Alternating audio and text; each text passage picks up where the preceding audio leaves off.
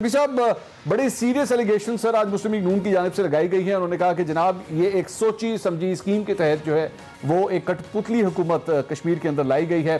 क्या कहते हैं इस पर?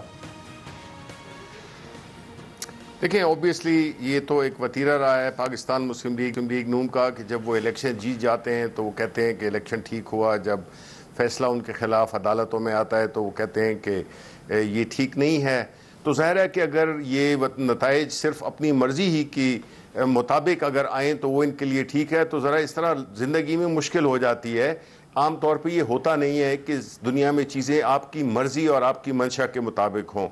तो ज़ाहिर है कि ये इलेक्शन जिसमें कि ये साफ नज़र आ रहा था कि जो मरियम नवाज़ थी मुस्लिम लीग नून, वो जो है तो बजाय इसके कि वो आज़ाद कश्मीर के मसाइल पे, आज़ाद कश्मीर के जो उसके जो जोग्राफियाई हालात हैं इंडिया के कॉन्टेक्स्ट में, उसके बारे में बात कर दी। उन्होंने अपना एक कॉन्स्टेंट एक नैरेटिव रखा जो कि जहरीला भी था, जिसमें कि सिर्फ ज़ाती और अपनी फैमिली के बारे में जो है वो उन्होंने हर्जा सराई की। तो जाहिर है कि वो रिजेक्ट कर दिया कश्मीर के अवाम ने। अच्छा। कि कश्मीर के अवाम इसमें दिलचस्पी नहीं रखते कि किसी ख़ानदान किस मुश्किल में है और किस वजह से है। तो इसलिए ये बात तो उनसे पहले भी उन्होंने इलेक्शन होने से पहले ही उन्होंने ये वावेला मचाना शुरू कर दिया था, जो कि इस बात का इतराफ़ था कि उनको पता चल गया था कि वो इलेक्शन हारेंगे, क्योंकि माजी में तो यही दो पार्टीज थी जो कि आपस में हुकूमतें चेंज करती रहती थी। तो अभी जब पाकिस्तान तहरीक इंसाफ, जिसमें प्राइम मिनिस्टर साहब ने बड़े वाज़े अल्फाज में ये बात करना कि जी सूबा बना रहे हैं, वो तो रिकॉर्ड पर है कि उन्होंने कहा है कि इसकी खबर तो मुझे भी नहीं है, ये पता नहीं किसने बात की है। तो उन्होंने तो इससे बिल्कुल लाताल्लुकी का इजहार किया है। अच्छा। और दूसरी बात यह है कि देखें, इनकी हुकूमत थी, इनकी उधर एडमिनिस्ट्रेशन सब इनकी, वजीर आजम हाउस में ही ये मुलाकातें करते हैं। अब जो है तो सब कुछ जब इनके हाथ में था तो फिर धांधली कैसे हुई?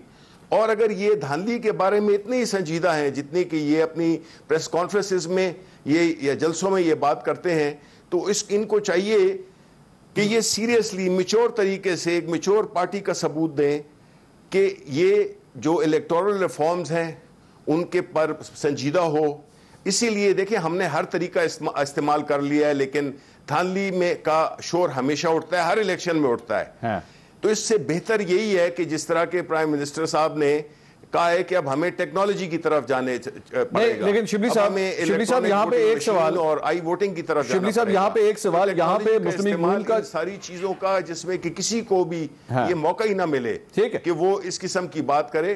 तो इसलिए हम तो बिल्कुल संजीदा भी हैं और हमने उसमें अमली काम भी किया है। मेरी मिनिस्ट्री ने मशीन भी डेवलप कर लिया और इंशाल्लाह जल्द हम आवाम के सामने पेश करेंगे, अपोजिशन जमातों के सामने पेश करेंगे, हर एक इलेक्शन कमीशन के सामने, जितने भी स्टेक होल्डर्स हैं, कि वो इसको देखें, इसको परखें कि कोई चीज़ उसमें अगर उनको कोई शक वाली नज़र आती है तो उसका वो भरपूर तरीके से उसका हम पब्लिक। मेरा सवाल जरा शिबली साहब ले लीजिएगा। यहाँ पे प्रॉब्लम यह है कि नून लीग ये कह रही है कि हमें उस पे तो चले, उसका वो जो मशीनों के जरिए हल है जो इलेक्शन डे वाले दिन होता है, चले उसका तो कोई हल निकाल दिया जाएगा, लेकिन वो ये कहते हैं कि प्री पोल रिगिंग होती है। प्री पोल रिगिंग से मुराद लोगों को फोन जाते हैं, लोग इधर से उधर चले जाते हैं।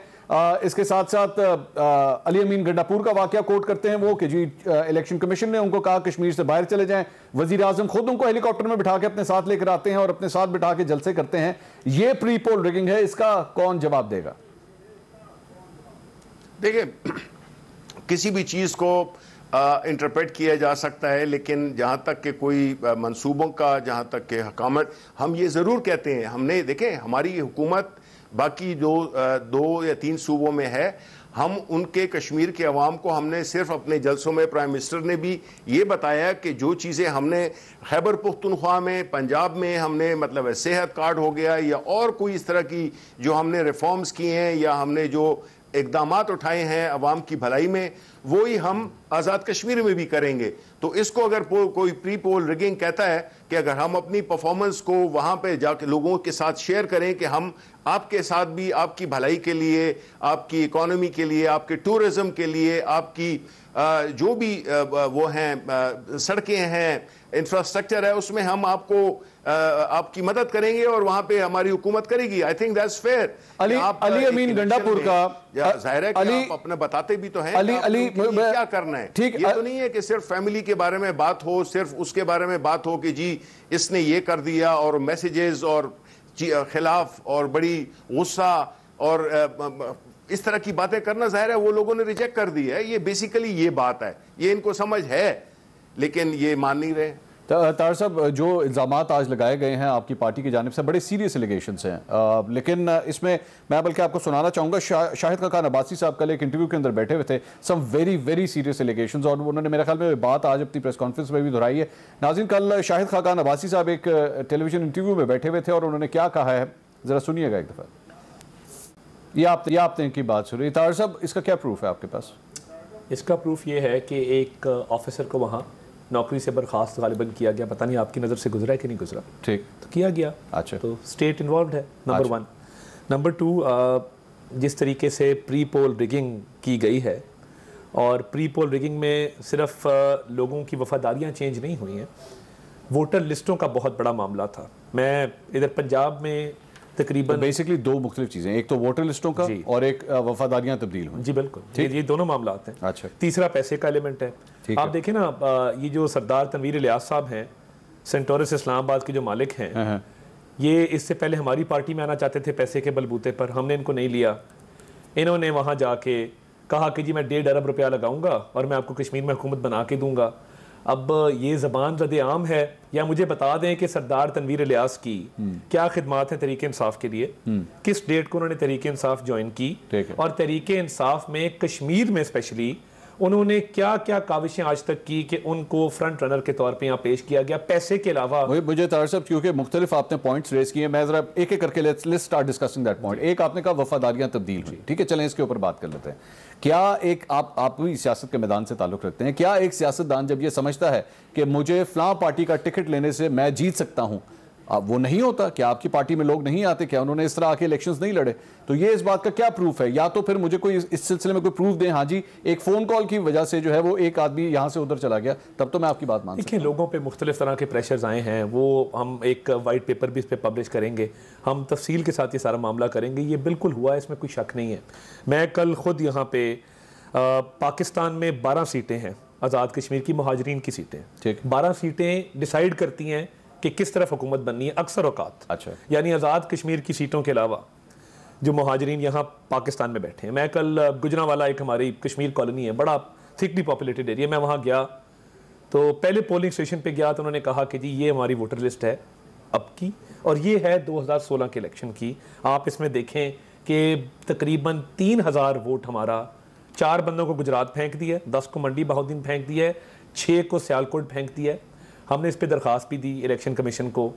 वोटर लिस्टों में इतनी बड़ी तब्दीली कि आप पूरा कम्प्लेक्शन चेंज कर दें। मंसूर साहब, रिजल्ट तो ये तो इलेक्शन कमीशन ने किया, आज़ाद कश्मीर का इलेक्शन कमीशन है, तो बेसिकली आप उसको भी कह रहे हैं कि वो भी इन्वॉल्व है। इलेक्शन कमीशन की आज बात हमारी प्रेस कॉन्फ्रेंस में बड़ी वाज़ेह की, राजा फारूक हैदर साहब ने की।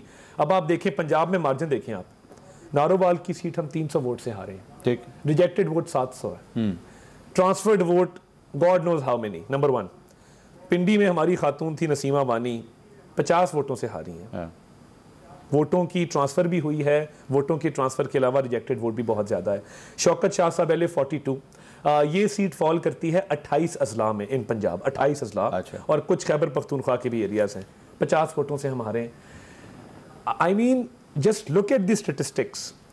हमारे जलसे आप देखें, ये मैं मानता हूँ इस बात को कि बड़े जलसे कई दफ़ा विक्ट्री की इंडिकेशन नहीं होते, मगर आज़ाद कश्मीर में जहाँ पे स्कैटर्ड एरियाज़ हैं, पहाड़ी इलाके हैं, वहाँ पे एक हल्के की बहुत बड़ी परसेंटेज का जलसे में आ जाना और जोशो खरोश का इजहार करना, और आपने खुद देखा कि किस जमात ने कहाँ कहाँ क्या क्या जलसे किए, ठीक। और मैं समझता हूँ कि हमारी सबसे ज़्यादा पॉपुलर पार्टी थी जिस तरीके से हमारे जलसों में लोग आए हैं। शिबली साहब, ये आपने सर सारी गुफ्तगू सुनी, बेसिकली उनका कहने का मतलब ये there is a method in the madness. एक सोचे समझे स्कीम के तहत वोटर लिस्टें तब्दील हो गई, इधर से उधर लोगों को भेज दिया गया, और इसके साथ साथ मुस्लिम लीग नून जो है वो इतने थिन मार्जिन से जो है वो हारी है कि लगता इस तरह ही है कि कोई ना कोई प्लान के तहत ये सब कुछ हुआ है।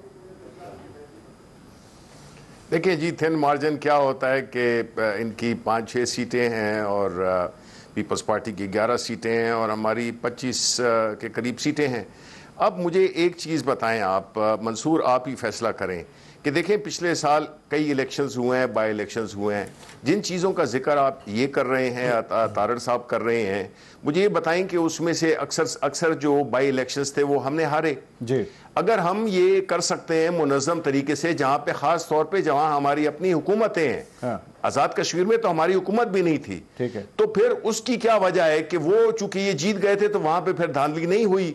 और जो आज़ाद कश्मीर जो कि एक ऐसा टेरेन था जिसमें कि हमारी पार्टी ने कभी इलेक्शन पहले लड़ा था लेकिन हमारी पार्टी की हुकूमत वहां पे नहीं रही थी, इधर तो इनकी पूरी मशीनरी इन्हीं की हुकूमत की थी, पाकिस्तान मुस्लिम लीग नून की थी।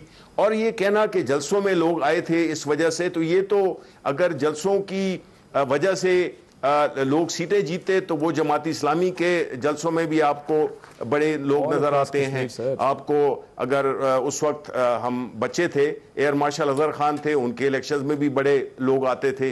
देखिए, जलसों का मुनक्किद करना, और ये नहीं है कि कोई हमारे जलसों में कोई आया ही नहीं है, हमारे जलसों में भी इक्वली जोश और खरोश था, लोग थे, मुख्तलिफ जगहों पे हमने किए, हर जगह पे हमें पसीराई मिली।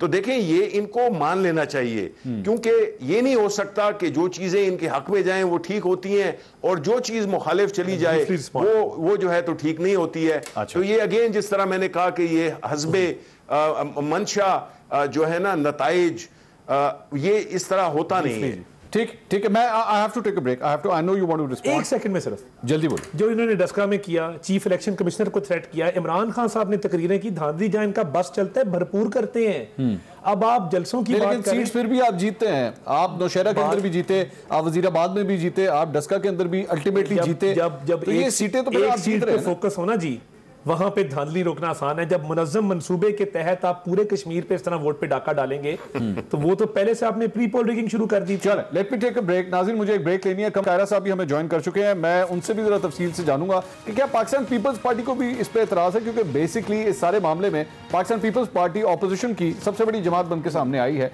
लेकिन मुस्लिम लीग नून तो पूरे प्रोसेस को ही गलत कह रही है। तो क्या पाकिस्तान पीपल्स पार्टी ने जो सीटें जीती हैं उस पर भी क्या एतराज है? मजीद बात करते हैं ब्रेक के बाद, हमारे साथ रहिए।